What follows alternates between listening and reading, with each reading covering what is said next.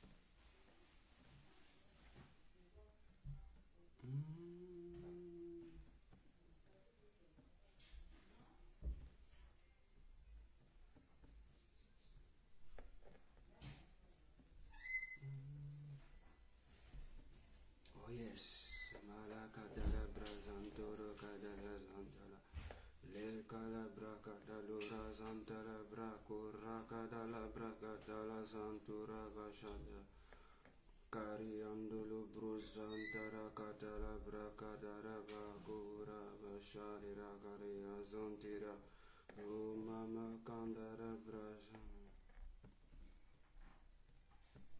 Merci Jésus, merci Saint-Esprit, merci Jésus de Nazareth, merci Dieu de gloire, merci Dieu vivant, Dieu extraordinaire, Dieu merveilleux, Dieu puissant, Amalé. Oh, oh, oh yeah, oui Jésus, merci. Kuraba Shadala Bakala Brazantala Kuraba Vegede Bushakarababa. Merci Seigneur. Merci Jésus de Nazareth. Oh Seigneur, fais-moi voir ta gloire. Seigneur, fais-moi voir ta gloire. Seigneur, fais-moi voir ta gloire. Seigneur, fais-moi voir ta gloire, ta gloire, Seigneur.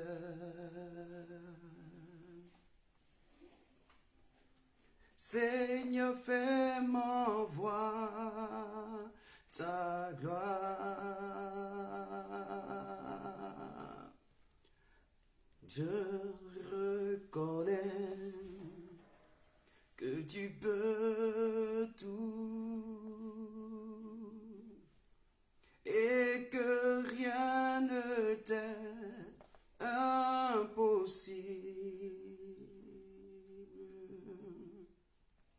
Je reconnais que tu peux tout et que rien ne t'est impossible. Seigneur, fais-moi voir ta gloire. Seigneur, fais-moi voir ta gloire. Seigneur, fais-moi voir ta gloire. Seigneur, fais-moi voir ta gloire. Ta gloire, Seigneur.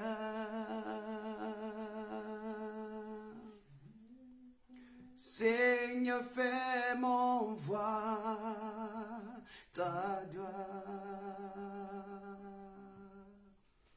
Je veux profiter de cette occasion, dire shalom chez vous, shalom chez nous.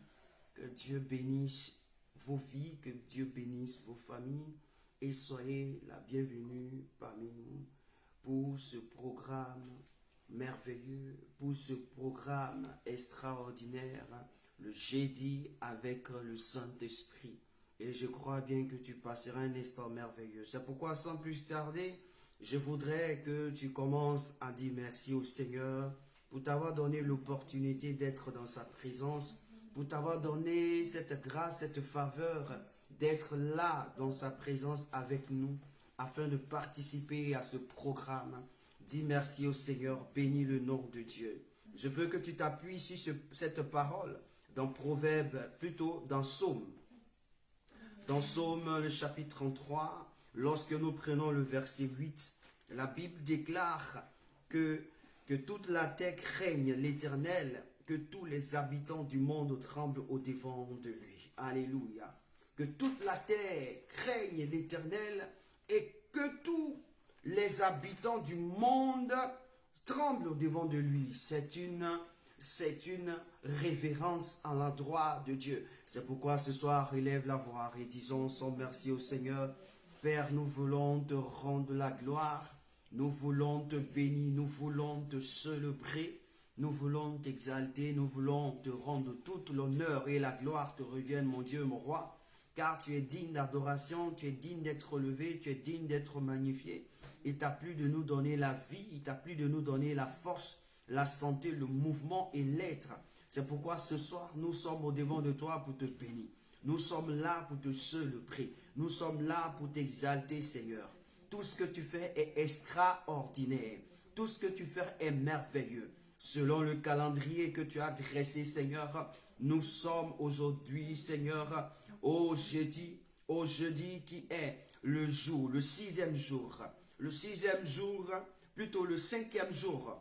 Éternel mon Dieu, le 5e jour de la semaine. Lorsque nous partons du dimanche au lundi, au mardi, au mercredi, au jeudi, nous sommes au 5e jour. Mais selon le calendrier des humains, nous nous trouvons aussi au 4e jour, Seigneur. Nous voulons te rendre la gloire et nous voulons te célébrer. Dieu vivant et Dieu excellent. Mais selon le signe prophétique et selon, éternel mon Dieu, la création des choses, nous sommes au 6e jour. Le jour qui est conformément réservé, éternel mon Dieu, à la création de l'homme. Et tu nous as fait grâce d'être là. Parce que depuis 18 heures, nous sommes entrés dans le 6e jour. Et nous voulons te bénir. Nous voulons te célébrer. Et nous voulons te rendre toute la gloire. Merci pour les vies. Merci pour la vie de mon frère. Merci pour la vie de ma soeur. Merci pour la vie de mes enfants. Qu'ils soient spirituels, qu'ils soient liés sanguinement parlant, qu'ils soient liés par des paroles. Seigneur, je te dis merci pour leur vie. Merci pour ces âmes sur lesquelles tu nous as établis. Et merci, ô Père, pour les âmes que tu gardes. À cause de notre amour, à cause de notre effort que nous faisons jour de jour et jour pour jour. Nous te disons agréablement merci. Seigneur, sois béni et Seigneur, sois célébré au nom de Jésus de Nazareth. Père, merci. Tu vas encore sans doute élever la voix pour dire au Seigneur, je veux te soumettre toutes choses. Je veux te soumettre toutes choses.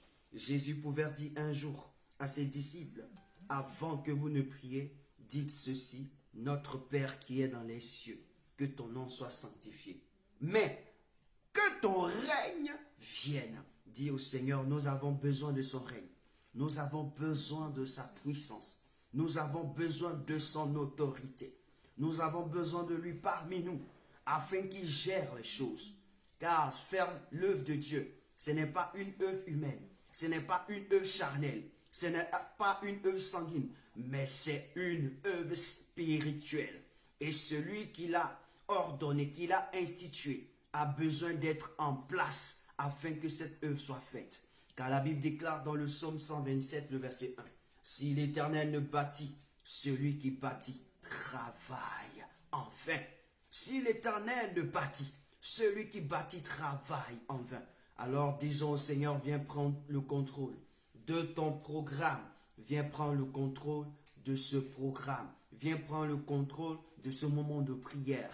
Ces 1 heure que nous allons passer dans ta présence. Seigneur, prends le contrôle. Jésus pouvait dire, 1 heure, vous n'avez pas encore veillé 1 heure avec moi. Seigneur, nous avons entendu ta voix et nous voulons veiller 1 heure avec toi. Nous voulons passer 1 heure dans ta présence. Et sans toi, nous ne pouvons pas le faire. Jésus a dit, vous n'avez pas pu veiller 1 heure avec moi. C'est pourquoi nous demandons que ton règne vienne en ce lieu, en ce programme, en ce lieu, en ce programme. Que ton règne apparaisse, que ton règne vienne. Jésus de Nazareth, prends le contrôle, mon Dieu. Prends le contrôle, Jésus. Prends le contrôle, Saint-Esprit. Mon âme, mon esprit soit contrôlé par ton esprit. Mon corps soit géré par toi. Que nos vies ici rassemblées soient gérées. Que tu sois en présidentiel, qu'il soit éternel, mon Dieu, sur les plateformes, derrière l'écran, Seigneur. Nous te soumettons la vie de chacun et de chacune. Nous te soumettons ce programme, ce temps que nous allons passer dans ta présence. Merci de nous faire du bien. Dans le nom précieux de Jésus de Nazareth. Merci, mon Dieu. Seigneur, fais-moi voir ta gloire. Seigneur, fais-moi voir ta gloire. Seigneur, je veux voir encore davantage ta gloire. Je dis, Seigneur, fais-moi voir ta gloire. Fais-moi voir ta gloire. Seigneur, fais-moi voir ta gloire. J'aspire voir ta gloire chaque jour de ma vie, chaque instant que tu me donnes, chaque moment que tu me donnes, j'inspire voir ta gloire. Chaque heure, chaque seconde, à chaque semaine, à chaque mois que je vivrai en ce jour, en cette année, fais-moi voir ta gloire. Seigneur, fais-moi voir ta gloire, fais-moi voir ta gloire, fais-moi voir ta gloire. Dans le nom de Jésus de Nazareth. Amen. Amen. Que Dieu vous bénisse.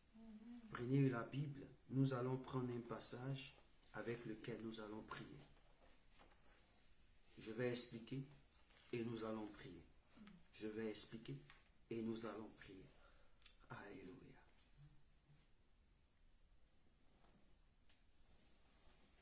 Merci Jésus.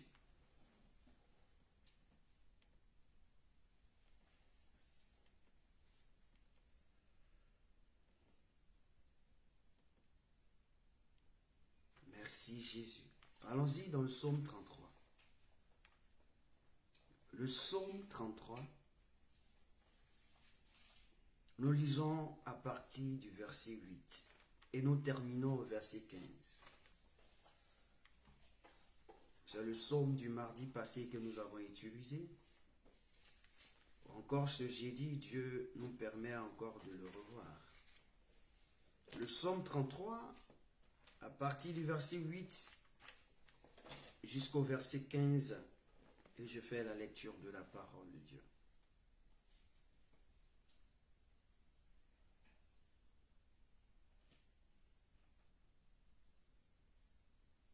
Seigneur, que je sois heureux parce que je la lis. Qu'ils soient heureux parce qu'ils entendent, qu'ils écoutent. Et qu'ils soient heureux tous ceux qui vont garder cette parole. Que toute la terre craigne l'Éternel, que tous les habitants du monde tremblent devant lui. Car il dit et la chose arrive. Il ordonne et elle existe. L'Éternel renverse les desseins des nations. Il anéantit les projets des peuples. Les desseins de l'Éternel subsistent à toujours, et les projets de son cœur de génération en génération. Heureuse la nation dont l'Éternel est le Dieu. Heureux le peuple qu'il choisit pour son héritage. L'Éternel regarde du haut des cieux, et il voit tous les fils de l'homme. Du lieu de sa demeure, il observe tous les habitants de la terre. Lui qui forme leur cœur à tous, qui est attentif à toutes leurs actions. Amen, parole du Seigneur. Que Dieu vous bénisse. Amen. Seigneur, ta parole est pleine de vérité, de révélation, de prophétie. Alors instruis-nous pour la gloire de ton nom. Amen. Amen. Le premier point pour lequel je voudrais que tu pries avec moi ce soir, le verset 8 dit ceci, que la terre craigne l'Éternel, que tous les habitants du monde tremblent devant lui. L'objectif que nous voulons atteindre en cette année 2026, c'est que nous soyons de vrais adorateurs. Et tout ce que nous allons aborder va aller dans ce sens. Le Seigneur qui le sait nous donnera l'amabilité de toujours vous donner des orientations ainsi. Il dit quoi? Que toute la terre craigne l'Éternel, que tous les habitants du monde tremblent devant lui. Ce verset, qu'est-ce que ça veut dire? J'ai pris le mot craindre. Le mot craindre en hébreu veut dire choix. C'est chose inspirant du respect ou terrifiant. Une chose qui inspire du respect. Est-ce que vous comprenez? Parlant de Dieu, une divinité qui inspire du respect ou qui est terrifiant. En fait, qui est redoutable, qui fait peur. Si vous comprenez, ou c'est la révérence. Révérence, c'est le plus grand respect qu'on peut donner à une entité. Amen. Et la piété. La piété, c'est le respect dans une vie de justice. Alléluia. Amen. Et ce soir, la Bible déclare que Dieu voudrait que toute la terre, mon frère, quand on dit toute la terre, c'est toute la terre. C'est-à-dire que Dieu n'est pas une personne qui vit sur la terre. Qui vit sur la terre? Les hommes, les animaux, les aquatiques. Eux tous vivent sur la terre. Alléluia. Il dit que toute la terre, ce qui veut dire que tout ce qui est fruit de la terre a besoin de craindre Dieu. Vous pensez que les animaux ne craignent pas Dieu? Ils le font, ils le craignent. Ils savent. Pourquoi? Regardez, je vous donne un exemple seulement. Lorsqu'il commence à pleuvoir, qu'ils sont dans les airs, qu'est-ce qu'ils font? Ils courent, ils s'en vont se cacher. Pourquoi? Parce qu'ils savent ce qui arrive. Ils savent. L'homme, il peut être trop fort, il peut être musclé, il peut être courageux, il peut être un champion. Mais lorsque la pluie commence à venir, le gars, il court, il s'en va se cacher. Pourquoi? Parce que c'est ça qui montre la puissance de Dieu. Et ce soir, je voudrais que tu aies de la révérence envers la divinité que toi tu adores qui est Dieu. La divinité que tu adores qui est Jésus. La divinité que tu adores qui est le Saint-Esprit. Il faut avoir une certaine révérence. C'est pourquoi ce soir tu vas dire au Seigneur, aide-moi à craindre ta personne. Tu vas dire au Seigneur, aide-moi. Seigneur, c'est une prière ce soir. Il faut que cela s'installe dans mon ADN, la crainte de ta personne. Sinon, je ne saurais être un homme qui puisse t'adorer. Alors, ouvre la bouche et commence à prier. Dis au Seigneur, j'ai besoin de te craindre matin, midi et soir. J'ai besoin d'avoir cette révérence à ton égard. J'ai besoin d'avoir ce grand respect à ton image dans ma vie, dans mon comportement, dans ma parole, dans mes pensées, dans mon attitude. Il faut que je voie la crainte de Dieu se manifester. Seigneur, j'ai besoin. Il n'y a aucun autre homme qui puisse me donner d'avoir crainte. Oh mon Dieu. Car la Bible déclare que c'est toi qui donnes toutes choses selon ta bonne volonté. Alléluia. Prie le Seigneur. Père, ce soir, je veux te dire merci. Tu es Dieu, tu es Seigneur. Comme la Bible le dit, aucun homme ne peut décider de sa vie. C'est toi qui décides de notre vie. Je viens de lire. Personne ne peut t'adorer sans la crainte, sans qu'il ne craigne. Or, la crainte dont tu nous parles, ce n'est pas d'avoir peur de toi, c'est de te donner un respect. Le plus grand respect qu'on pouvait donner à quelqu'un. Pourquoi? Parce que la Bible déclare que tu as tant aimé. Et donc, je désire et je fais, éternel mon Dieu, quelque chose que je peux comprendre. Tant aimé, c'est-à-dire, il faut que je te donne aussi tant de respect. Seigneur, permets que mes pensées, mon comportement, mon attitude te donnent un respect à ton image. Père, je veux craindre ton nom dans ma vie. Je veux craindre ton nom dans mes actes. Je veux révéler la crainte de ta personne dans mes pensées. Je veux révéler la crainte de ton image dans mon cœur, dans mes faits, gestes, dans mes propos, dans mon attitude, dans mon caractère, afin que tu sois honoré. Afin que tu sois honoré. Car la Bible déclare que toute la terre craigne. Si la Bible dit, si un prophète est en train de l'exprimer, c'est ce que ton cœur désire. Tu désires que nous te craignons. Tu désires que nous soyons des hommes qui craignent ta personne, afin que tes pensées et tes choses se réalisent comme tu le désires. Seigneur, ce soir, c'est un sujet. Ça me tient à cœur. Dans la vie, lorsque quelqu'un n'accorde pas de respect, il est mal poli. Quelqu'un qui ne respecte pas, c'est le contraire. Or, tu es quelqu'un, tu es une divinité à respecter. Jésus, tu es venu sur la terre. Tu as abandonné ton poste dans les cieux. Et tu nous as même révélé que tu avais une gloire auprès du Père. Mais tu l'as abandonné pour moi. Comment ne pas te respecter à ce niveau? Qui l'a pu faire? Personne. Mon père, ma mère n'ont pas pu me sauver. C'est toi qui as bien voulu me sauver. C'est toi qui as bien voulu me transformer. Tu as bien voulu un jour que je te rencontre. Père, aide-moi chaque jour de ma vie à avoir ta crainte. Ta crainte, non pas seulement lorsque je suis dans ta présence, quand je suis au travail, quand je suis en famille, quand je suis avec mes enfants, quand je suis avec mes amis, quand je suis en train de parler, quand je suis en train de faire ton œuvre, quand je suis en train même de dormir, je suis en train de m'habiller, je suis en train, éternel mon Dieu, de voyager, que tout ce que je fais se traduise dans la crainte de Dieu. Dis au Seigneur que cela se traduise dans la crainte de Dieu. Merci Seigneur de m'entendre et de m'écouter.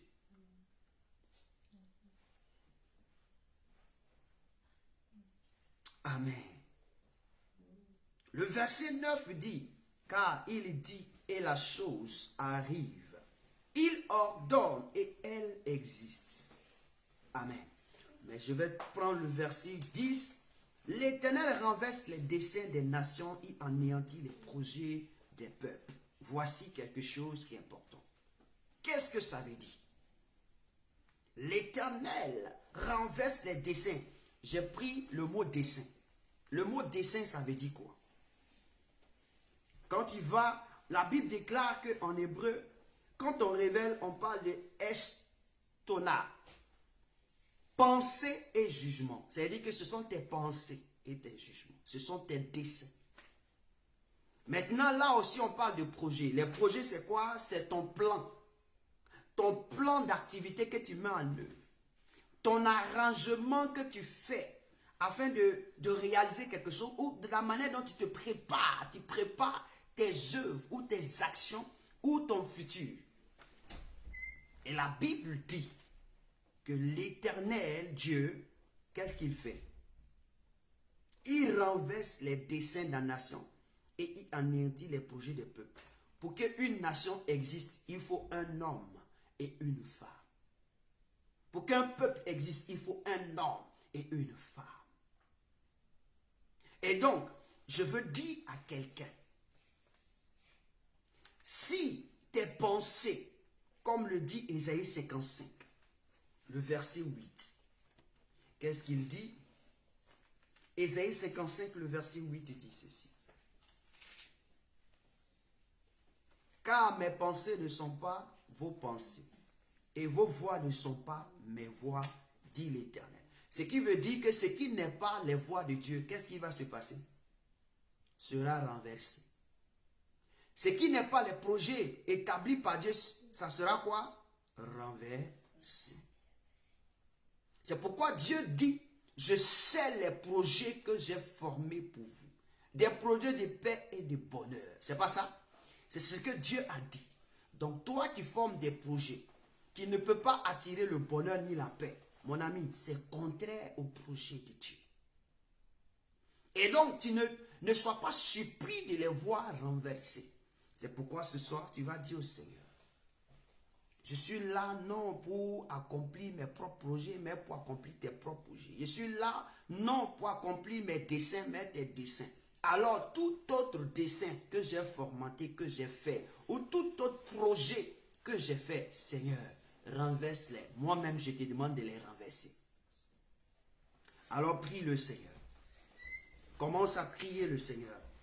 Je viens de t'expliquer que les desseins, c'est les pensées, les jugements de quelque chose, les pensées que tu as de quelque chose, le jugement que tu as de quelque chose, ou bien de quelqu'un, d'une activité, du monde spirituel, de la croyance, ce que tu as, ce sont tes pensées, les jugements que tu as des hommes, des serviteurs, des servantes de Dieu, le jugement que tu as de ton frère, de ta soeur, de ton parent, de ta mère, de ton oncle, de tout ceci. La Bible déclare que ce sont des desseins. Dis au Seigneur Père, renverse tout ce qui est dessein que j'ai fait moi-même. Renverse tout ce qui est des dessins que mes parents ont programmés pour moi.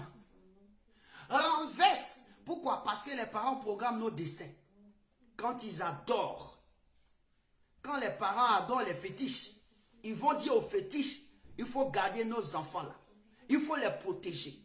Or, la Bible dit que c'est Dieu qui protège. Celui qui demeure sous l'abri du Très-Haut repose à l'ombre du Tout-Puissant. C'est Dieu qui t'a créé, c'est lui qui a besoin de te protéger. Alors dis au Seigneur, renverse les desseins que moi-même j'ai formés. Renverse les pensées, les jugements. Renverse tout ce qui est un projet que j'ai mis à l'œuvre, qui ne te glorifie pas, qui n'apporte pas de bonheur, de paix. Tous les desseins de ma vie, renverse-les. Mais que toi, tes desseins, seuls doivent exister. Avant que les desseins de Dieu n'existent, renverse les desseins qui ne doivent pas exister. La Bible déclare que l'Éternel fait quoi? On dit Dieu renverse.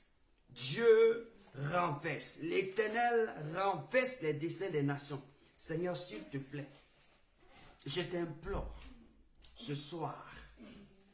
Je t'implore, prie. Il faudrait que tu pries.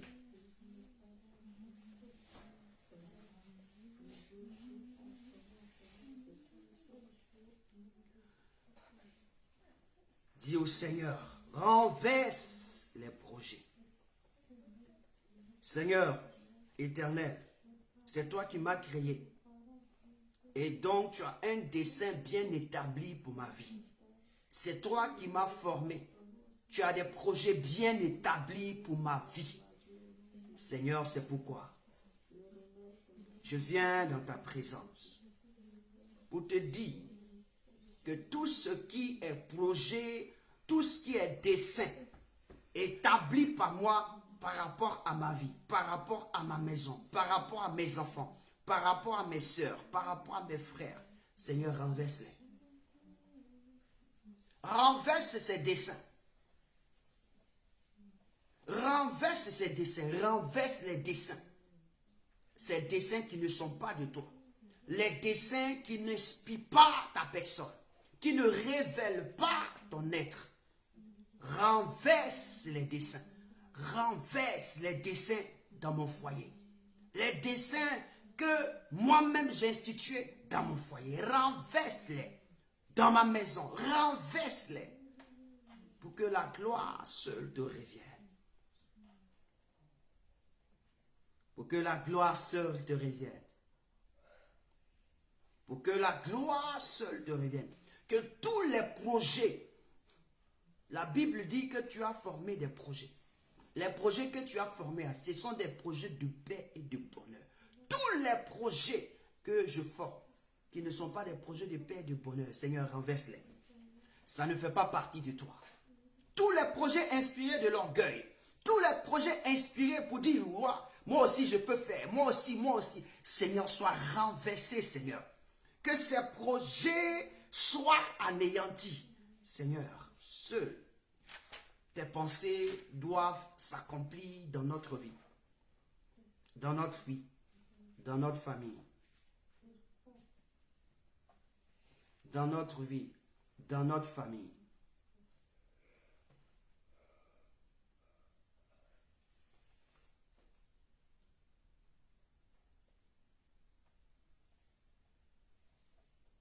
Seigneur,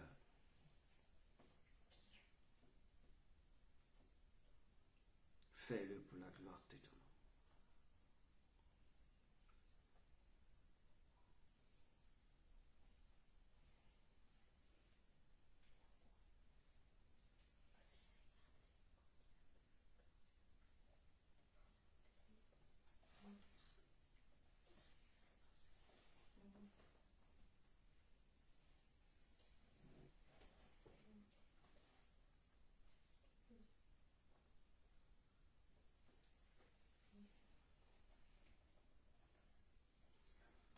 Merci Seigneur. Amen. Le verset suivant. Je prends le verset 11. Dans le verset 11, la Bible déclare ceci. Les desseins de l'Éternel subsistent à toujours et les projets de son corps de génération en génération. Qu'est-ce que ça veut dire? Ça veut dire que c'est Dieu. C'est Dieu qui fait réaliser les desseins de notre vie, qui fait réaliser les desseins de notre personnalité. Est-ce que vous comprenez? Et donc, comme l'a dit le psaume 139, le verset 16. Quand il lit le psaume 139, le verset 16, qu'est-ce que la Bible dit? Quand je n'étais qu'une masse informe, tes yeux me voyaient, et sur ton livre étaient tout inscrits les jours qui m'étaient destinés. C'est-à-dire que les jours qui nous sont destinés étaient tout inscrits. Alors ce soir, tu vas dire au Seigneur, je voudrais que tu réalises les desseins et les projets que tu as formés pour nous. Tu as formé pour moi, pour mes enfants, pour ma maison, pour mon foyer. Dis au Seigneur cela. Réalise cela. Réalise cela. Que les desseins de l'Éternel subsistent à toujours. Que tes desseins voient le jour, matin, midi et soir. Matin, midi et soir. Matin, midi et soir. Prie le Seigneur. Prie le Seigneur.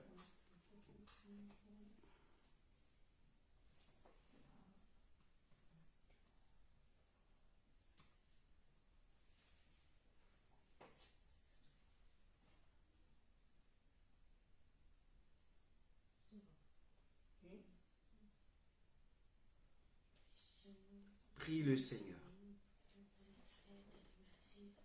Seigneur, je veux te dire merci.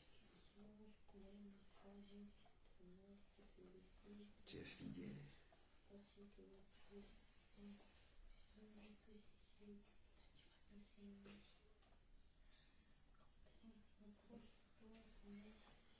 Que ta fidélité encore s'établisse. Seigneur, les desseins de l'Éternel, tes desseins subsistent à toujours. Tes desseins dans ma vie doivent voir le jour. Tes desseins dans la vie de chacun, de chacune doivent voir le jour. La Bible déclare que les desseins de l'Éternel subsistent toujours. Ça veut dire que chaque jour de notre vie, de l'existence que nous aurons, Seigneur, tu dois permettre à ce que tes desseins s'accomplissent.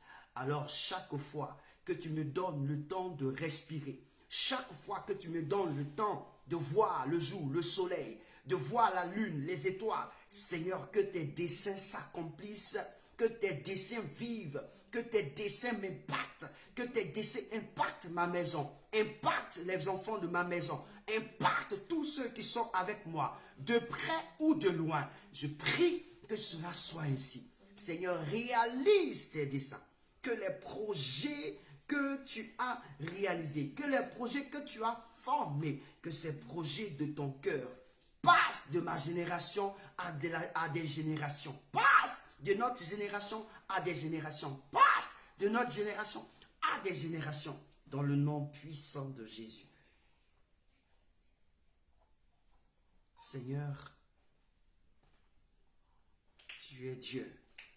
Et nous avons besoin que cela se fasse ainsi. Le monde va selon le train de leur dessein. Le monde court après ce qui n'est pas leur dessein. Mais nous, ce soir, nous sommes en train d'implorer ta grâce et ta faveur. Seigneur, pour que tes desseins subsistent, nous ne savons pas. Après ces instants, quand ce programme va finir, je ne sais même pas qu'est-ce qui arrivera. Même dans 2 minutes, je ne sais pas qu'est-ce qui arrivera. Dans 3 minutes, dans 15 minutes, dans 1 heure, je ne sais même pas ce qui arrivera au monde, à ma vie. Mais toi, tu le sais. Mais Seigneur, je prie ce soir que tes desseins subsistent dans ma vie. Permets que chaque jour, que tes desseins soient ainsi au nom de Jésus. Merci Seigneur pour tes projets que tu as formés dans ton cœur. Pour moi, pour ma maison, pour mes frères, pour tous ceux qui sont liés à moi de près ou de loin. Seigneur, je te bénis pour la vie de chacun et chacune dans le nom précieux de Jésus de Nazareth. Merci Seigneur, que quelqu'un dise Amen. Je continue le texte. Le verset 12. Qu'est-ce que le verset 12 dit? Le verset 12 dit, heureuse la nation dont l'Éternel est le Dieu. Souvent quand il lit les passages, voici une manière aussi de prier avec certains passages. Le Seigneur t'inspire cela pour que tu ne puisses pas être désarmé. Tu as toute la capacité de pouvoir prier.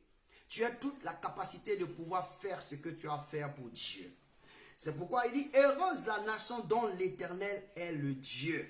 Heureux le peuple qu'il choisit pour son héritage. Frère, lorsque j'analyse ce verset, il est dit ceci, que heureuse la nation dont l'Éternel est Dieu. Maintenant, je me pose la question.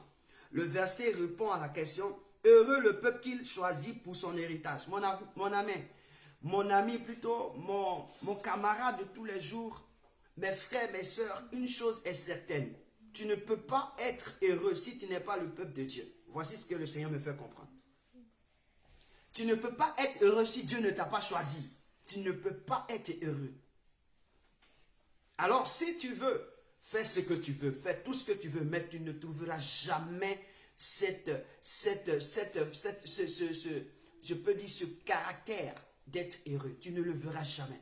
C'est pourquoi vous trouverez des milliardaires, des millionnaires qui ne sont pas heureux. Ils ont tout ce qu'ils ont, ils ont tout, toutes les voitures, toutes les maisons. Ils peuvent avoir tout ce qu'ils veulent, mais ils ne sont pas heureux. Pourquoi? Parce que l'Éternel n'est pas dans leur vie. Parce que l'Éternel n'est pas dans leur vie.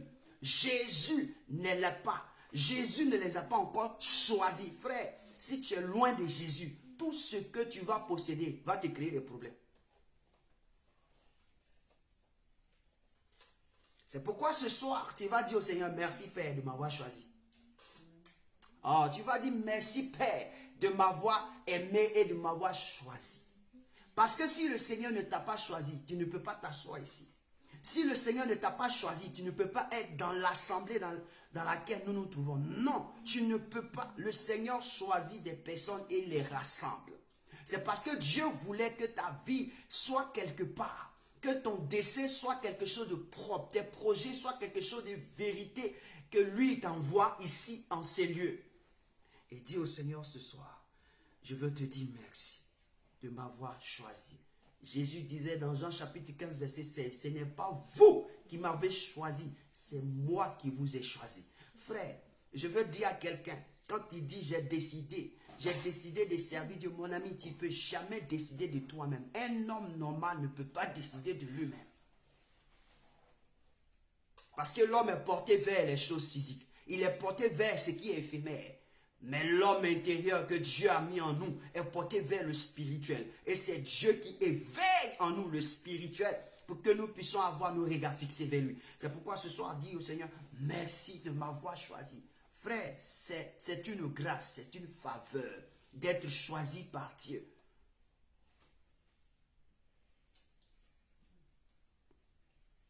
Tu ne comprends pas pourquoi Dieu t'a mis dans cette famille-là. Tu ne comprends pas pourquoi Dieu permet que tu puisses avoir ce rassemblement. Mais tu vas comprendre plus tard. Dieu t'a choisi pour que ta vie soit gardée ainsi. Écoutez-moi bien, je vous donne un témoignage. La Bible dit ceci, qu'il y a un monsieur qu'on appelle David. Un monsieur qu'on appelait David. Saül, qui était le roi, voulait le tuer. On dit, il a fui, il a fui, il a fui. Il est parti se mettre parmi les prophètes.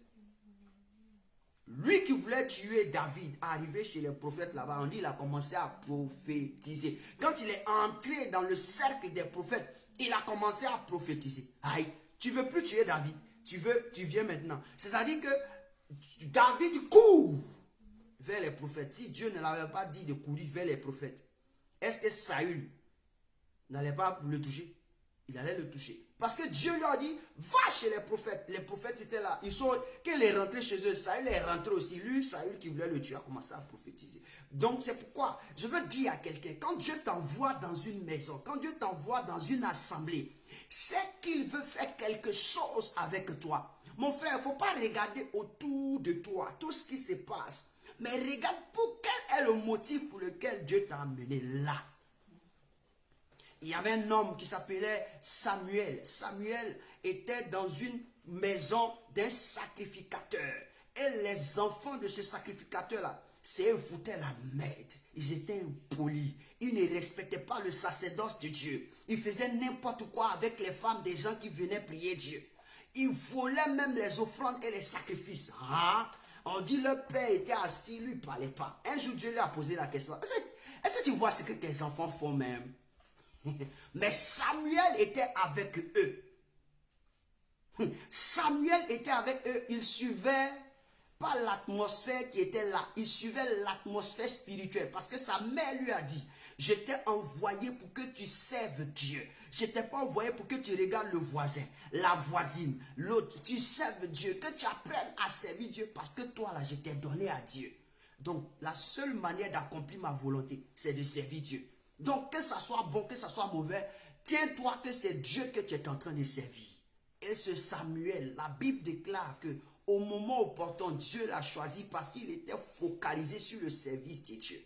Je veux dire à quelqu'un, quand Dieu t'envoie quelque part, c'est qu'il t'a choisi pour te bénir. Il t'a choisi pour te faire du bien. Mais si tu rates, c'est que tu es perdu. Si tu rates, c'est que tu es perdu. Même quand Dieu te donne une personne, écoute-moi bien, quand Dieu te donne une soeur, quand Dieu te donne un frère, quand Dieu te donne un ami, je dis bien un ami, je n'ai pas dit un trompeur. Je dis bien un ami. Il te l'envoie parce que cette personne sera utile pour ta vie. Il te l'envoie parce qu'elle soit utile pour ta vie. Parce que Dieu l'a choisi pour toi. Et si tu veux que la bénédiction de cette personne soit sur ta tête, comporte-toi comme tu dois te comporter. Pourquoi? Parce que la Bible déclare, heureux le peuple que Dieu a choisi. Si Dieu ne t'a pas choisi, tu ne vas jamais te trouver là. Et donc, je veux dire à quelqu'un, tu te plains de là où tu es. Mon frère, il ne faut pas te plaindre. Tu ne sais pas pourquoi Dieu t'a mis là-bas. Pose la question à Dieu d'abord. Pourquoi tu m'as mis là-bas? Pourquoi je suis là? Et puis Dieu va te répondre. Pourquoi tu ne poses pas la question à Dieu? Il dit la Bible, heureuse la nation dont l'Éternel est Dieu. Frère, nous devons être heureux parce que nous avons pour Père Dieu. Nous avons pour Père Jésus. Nous avons pour Père le Saint-Esprit. Nous devons dire merci à Dieu. Merci au Roi des Rois. Merci à Jésus. Merci au Seigneur des Seigneurs. Parce que c'est lui qui nous a choisis, frère. Moi, je suis heureux de ce que Dieu m'a choisi. Parce que je me rappelle très bien qu'en 1999, j'étais en classe de 3e.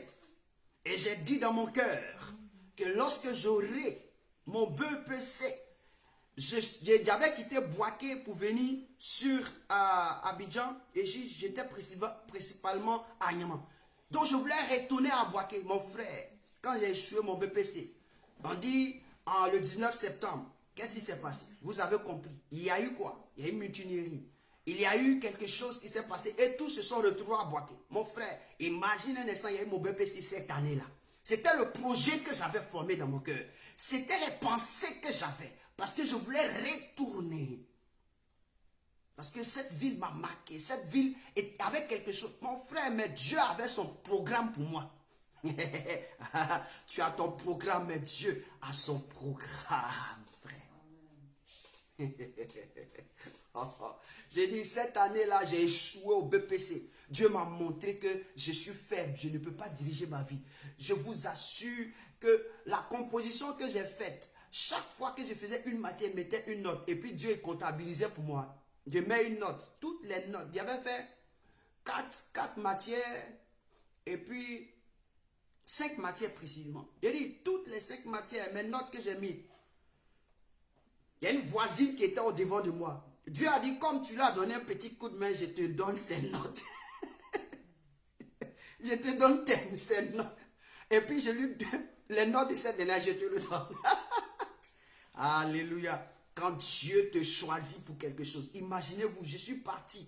Imaginez-vous, j'avais un ami qui était flegmatique. Quand tu le vois, c'est quelqu'un et tu sens qu'il a un physique un peu mal en point. Mais quand la rébellion arrivait en Côte d'Ivoire, on dit qu'il faisait partie de cette rébellion. Or, c'était un ami. Imagine que Brice est retourné à Boaké. Parce qu'on me connaît. Mes amis me connaissent. Ils savent tellement, ils savent mon courage. Imagine, je serais quoi? Donc quand Dieu a décidé quelque chose pour toi, il faut seulement lui dire merci. Seigneur, merci de m'avoir choisi. Parce que tu savais que le monde des ténèbres voulait à ma vie. Tu savais depuis ma naissance, avant même que je ne vienne sur la terre, le monde des ténèbres s'est levé. Parce qu'ils ont voulu faire échouer tout. Une femme qui a enfanté une fille.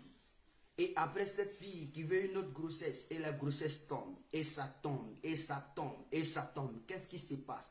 Le monde des ténèbres savait que si de ses entrailles sortait un homme, quelque chose se passerait. Mais toi, tu as permis que je sorte. Malgré dans les entrailles de ma mère. Éternel mon Dieu, elle a eu un accident électrique. Seigneur, tu m'as sauvé, je suis sorti indemne. Je suis venu sur la terre des humains. Je suis resté une semaine à l'hôpital. Toute personne qui venait me voir ne croyait pas que c'était le malade. Tu m'as gardé. Durant mon enfance, tu as été avec moi, Père. Je te rends gloire de m'avoir choisi. Ce n'est pas parce que je suis plus intelligent, ni beau, ni élégant, ni quelqu'un d'exceptionnel, mais tu m'as choisi. Et Seigneur, je veux te dire merci. Je veux te dire merci parce que tu savais au point où j'étais arrivé, qu'est-ce que je voulais faire. Tu savais, mon Dieu. Et ce soir, je te bénis. Je te célèbre. Je te rends la gloire. Que l'honneur te revienne, Jésus de Nazareth. Merci de m'avoir choisi. Merci de m'avoir choisi comme ton héritage. afin de proclamer ton nom, afin d'être un dirigeant, afin d'être un canal par lequel tu puisses instruire, motiver, inspirer, parler aux hommes et aux femmes. Je veux te rendre la gloire parce que, Seigneur, tu es merveilleux. Jésus m'a touché par son amour. Seigneur, tu t'es révélé à moi par Ézéchiel 33. Seigneur, tu t'es révélé à moi par Ézéchiel 33. Quand j'ai lu le verset 7, j'ai compris l'objectif de ma mission sur terre. Seigneur, je veux te dire merci, Jésus. Je veux te bénir. Je veux te célébrer. Seigneur, veille que tes pensées s'accomplissent dans ma vie. Veille que tes desseins s'accomplissent. Veille que tes projets formés dans ton cœur se réalisent jour pour jour. Je subirai et je suis prêt à marcher selon ta volonté. Amen. Allons-y au verset 13. La Bible déclare au verset 13. Quand vous lisez le verset 13, qu'est-ce que ça dit? Le verset 13 dit, l'Éternel regarde du haut des cieux. Il voit tous les fils de l'homme. Waouh! Quand je continue au verset 14, on dit, du lieu de sa demeure, il observe tous les habitants de la terre. Et puis il termine au verset 15 et puis il dit, lui qui forme leur cœur à tous, qui est attentif à toutes leurs actions. Frère, je veux te dire que tu es dans le petit couloir, dans l'espace noir, dans le petit cabaret noir, où il y a la noireur. Dieu te voit. Si c'est possible de le dire. Dieu te voit. Dieu nous voit, nous tous. C'est-à-dire quand on est assis, où on est assis actuellement là, qu'est-ce qu'on fait là? Dieu nous voit. Ce n'est pas ce que je vois physiquement. Effectivement, peut-être que ton physique va me distraire. Mais non, mais le spirituel, de la manière que tu fonctionnes dans ton esprit, là, Dieu voit. Oh, Dieu, quand il le voit, il ne voit pas ce qui est physique. Il voit d'abord l'esprit, l'état et la mentalité que tu as. Donc, ton physique peut être... C'est comme vous voyez les feuilles, non? Les feuilles de l'arbre, quand il y a le vent, qu'est-ce qui se passe? Mais est-ce que c'est les feuilles, tu dois regarder? Tu dois te poser la question, qu'est-ce qui pousse les feuilles à faire quoi? Voilà, c'est ce qui est important. Ce n'est pas les feuilles là qui t'intéressent. Les feuilles là, ça tu vois. Maintenant, qu'est-ce qui pousse les feuilles à faire comme ça? Puisque tu ne sens pas le vent, puisque tu ne vois rien, mais qu'est-ce qui pousse les feuilles à faire comme ça? C'est ce que Dieu est. Donc quand nous sommes tous rassemblés, où nous vivons sur la terre, on dit Dieu voit chacun. Il est assis dans sa maison là-bas et puis il est là et puis il te voit. Et puis tout ce que tu fais là. Et puis il te regarde. Pourquoi? Parce qu'il veut vraiment savoir ce que tu es. Il sait ce que tu es. Et il est en train de te voir. Tu ne peux même, je veux dire à quelqu'un, on ne peut pas se cacher. Il faut dire on ne se cache pas. On ne se cache pas. Tu peux te cacher devant ton père, ta mère, ta femme, ton frère, mon ami. Mais Dieu lui te voit. Il faut dire il me voit. Tu peux être ce que tu veux devant nous, mais Dieu lui te voit. Il voit au-delà de ce que nous on ne voit pas. Hein? Vous voyez mon corps, non? Vous me voyez, je parle. Mais est-ce que ce que je dis, je le dis avec un cœur sincère? Dieu là, il est assis là-bas, il voit. Il voit. Faut dire Dieu, tu vois. Donc il est capable de voir. Il voit ton cœur. Il voit ta pensée. Il voit ton esprit, ton état d'esprit. Il voit tout. Et puis maintenant, il te regarde. Bon, quand quelqu'un voit là, il veut faire quoi? C'est qu'il va dire quelque chose sur toi. C'est qu'il va faire quelque chose sur toi. Parce que si ce n'est pas à l'encontre de sa pensée, si ça va à l'encontre de sa pensée, alors il va faire quelque chose sur toi. Un jour, il était assis et puis il était en train de tracer mon programme. Je traçais mon programme comme ça. De dire, chaque année, Brice était capable du 1er janvier au 31 décembre de tracer son programme. Mais un jour, Dieu a tout déjoué. Il a regardé, il a fini de tracer le programme. Et puis lui-même, il a commencé à changer. Jusqu'à il a terminé en fin d'année. Frère, ce que moi-même j'avais décidé n'a jamais pris le jour. N'a jamais vu le jour. Donc je veux dire à quelqu'un que ce que tu fais là, Dieu voit. Tu penses que je ne vois pas, mais Dieu voit. Ce que tu es, Dieu sait. En un mot, c'est pour dire que fais ce que tu veux. Comporte-toi comme tu veux. Raisonne comme tu veux. Mais Dieu te voit. Dieu, il te voit. Je répète. On dit Dieu. Il est fait quoi? On dit l'Éternel regarde du haut des cieux. Il voit tous les fils de l'homme. Tous les fils de l'homme. C'est-à-dire que les hommes qui sont sur la terre, il les voit tous. God. Il voit au nord, en Afrique, il voit. En Europe, il voit. En Asie, il voit. Comment on appelle aux États-Unis, il voit. En Orient, il voit. Il voit partout. Tu vas cacher quoi, Dieu? Quand tu es dans la douche, il te voit. Dans le WC, il te voit. Dans ta chambre à coucher, il te voit. Dans la cuisine, il te voit. Au moment où tout le monde dort, qu'est-ce que tu fais dans la cuisine? Il te voit. Dieu, il te voit. Même quand tu vas à l'école. C'est-à-dire que toi, tu penses qu'on ne te voit pas, mais Dieu, lui, te voit. C'est-à-dire qu'il est à côté de toi. Tout ce que tu fais, le bus que tu empruntes, les couloirs où tu passes, là où tu passes avant d'arriver à la maison, Dieu, il te voit. Mais moi, je ne te vois pas. Parce que je ne suis pas là où tu es. Mais Dieu, il te voit. En un mot, il dit du lieu de sa demeure. Il observe. Waouh, c'est la partie qui m'intéresse. Le verset 14. Il faut souligner dans ta Bible. On dit du lieu de sa demeure. Il observe. Or, quand quelqu'un observe là, c'est pour faire quoi? Quand un homme est en train d'observer, c'est-à-dire qu'il veut tirer une conclusion de la vie de quelqu'un et puis imposer ses pensées. C'est pas ça? C'est-à-dire quand Dieu observe, c'est-à-dire qu'il veut tirer une conclusion. Et Ecclésiaste chapitre 12, verset 1 dit, jeune homme, ne réjouis-toi pendant les jours de ta jeunesse. Il faut souligner ça. Allons-y là-bas. Ecclésiaste chapitre 12. Dans certaines versions, c'est chapitre 11, verset 9. C'est-à-dire que le dernier verset du chapitre 11. Et puis dans certaines versions, c'est chapitre 12, verset 1. Ecclésiaste chapitre 12. Jeune homme, réjouis-toi dans ta jeunesse. Livre ton cœur à la joie pendant les jours de ta jeunesse. Marche dans les voies de ton cœur et selon les regards de tes yeux. Mais sache que pour tout cela, Dieu t'appellera en jugement. Quand il t'observe, c'est-à-dire qu'il va t'appeler en jugement. Si quelqu'un t'observe, c'est pour te juger. Je veux te dire, quand quelqu'un t'observe, il veut te condamner. Il veut te juger par tes œuvres. Je te donne une histoire et là, on va terminer par là. La Bible dit qu'un jour, Dieu a entendu qu'à Sodome et Gomorrhe, les gens là, ce sont des pédés.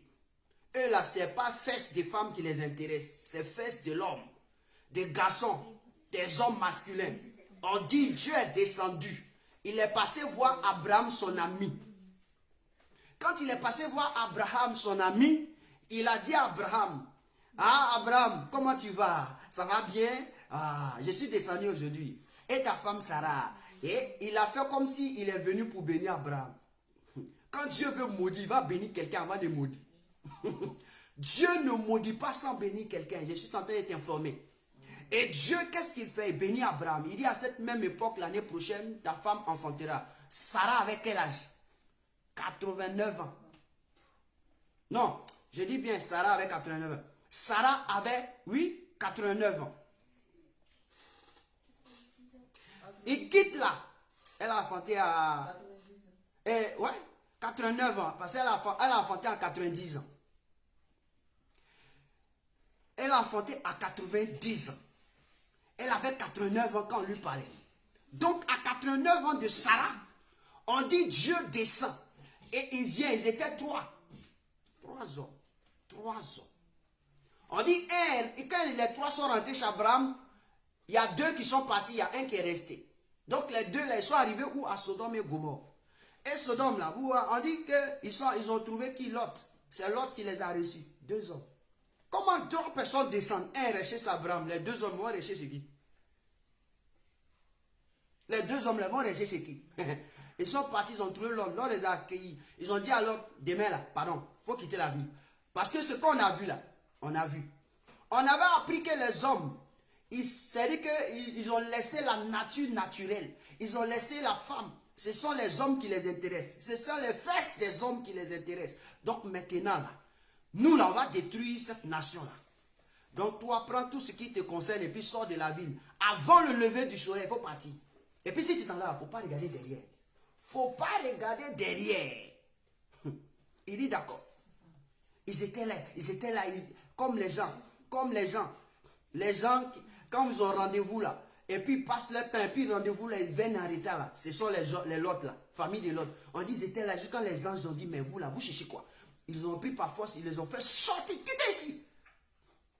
Et puis il dit maintenant, hey, Seigneur, tu sais qu'avant même que je n'arrive là-bas, là, le soleil va s'élever, je vais mourir. Il dit, bon, à cause de toi, on va attendre un peu. Quand il va arriver, et puis on va faire. La Bible dit, écoute-moi bien, la Bible dit que ceux qui étaient à Sodome et Gomorrhe sont morts. Sous le souffle de Dieu qui venait du ciel. La femme de Lot qui aimait aussi cette vie-là, comme elle était lélé, elle avait laissé quelqu'un là-bas. Toi, tu es marié, tu es lélé. Toi, tu es marié, c'est ta camarade femme qui t'intéresse. Jusqu'à le fait que ton mari te dit, ah, suis-moi, on partit, on sauve notre vie de la mort. Quand on dit qu'il y a quelque chose, le feu a commencé à tomber du ciel sur Sodome et Gomorrhe, elle tourne sa tête pour regarder, on dit qu'elle est restée là-bas aussi.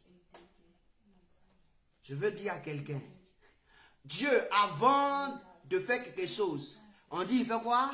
Il observe. Et donc Dieu a observé. Je veux dire à quelqu'un ce soir, il te voit. Tu peux tout faire. Tu peux sourire. Tu peux avoir bon cœur devant les gens. Tu peux tout donner ton argent. On dit, à quoi sert à l'homme de gagner le monde s'il perd son âme? C'est-à-dire que ton corps veut gagner le monde, mais ton âme n'est pas intéressante. Ton âme ne veut pas gagner le monde. Ton âme veut se faire voir. Donc, à quoi sert à l'homme de gagner le monde s'il perd son âme? Mon frère, tu es assise, ma soeur, tu es assise, tu fais tout, tu ris, tu es là, dans ton foyer, dans ta maison. Mon frère, Dieu te voit. Moi, je ne te vois pas. Mais Dieu te voit. Mais sache que le jour où il va te mettre devant tes faits, tu vas comprendre. J'ai dit, voilà, si elle savait. Et donc, je voulais terminer par là pour dire que Psaume 33, il faut garder ce verset. Le verset 13, 14 et 15. C'est-à-dire que avant, chaque matin, il faut lire ça avant de partir. Chaque matin, avant de sortir de ta maison, il faut lire ça. Et puis ton comportement va changer. Alléluia. Chaque matin, il faut le lire. Et ton comportement va changer. Parce que si tu sais qu'il te voit, imagine que le matin, on met caméra sur toi. Dans ta chambre à coucher, ton père met caméra là-bas. Tout ce que tu fais là, il va voir. C'est pas ça? Donc, même les choses qui vont te faire honte, les choses qui font honte à ta vie là, il va voir. Donc, imagine que chaque matin, quand tu te réveilles, tout ce que tu fais pendant la journée là, les choses qui font honte là, Dieu voit. Tout de suite, on va dire, soyez les Adam et les Ève. Tu vas voir comment les gens vont commencer à dire, mon ami, tu es venu nu. Tu vas repartir nu. Et ça, là, Dieu t'en fout de ça. Quand Dieu te regarde, il ne te voit pas avec habit. Est-ce qu'il te voit habillé? Il s'en fout de ça. Maintenant, on se cache. Ton enfant, il n'a pas encore 7 ans, déjà, il se cache. C'est que lui, là, il sait qu'il a son corps. C'est-à-dire qu'il y a les gens, dans la vie, ils comprennent. Ils comprennent les choses sans qu'on les enseigne. Amen. Mais Dieu te voit. Je termine par là. Il faut dire, Dieu, tu me vois. Dieu, tu me vois. Donc, comme tu sais aujourd'hui que Dieu te voit, tu ne savais pas, non? J'ai lu le passage et je termine par cette lecture. L'Éternel regarde du haut des cieux, il voit tous les fils de l'homme. Du lieu de sa demeure, il observe tous les habitants de la terre. Lui qui forme leur cœur à tous et qui est attentif à toute leur action. Et gars, c'est bon. Et je m'arrête là. Que Dieu vous bénisse. Shalom chez vous et shalom chez nous. Et je prie pour la fin. Seigneur, merci pour ta parole. Merci pour tout. Merci pour ce programme. Gloire et honneur te reviennent parce que tu as si. Depuis ta demeure, tu vois les actions de chacun de nous. Si je prêche contre quelqu'un, tu vois. Si je prêche pour me faire voir, tu vois.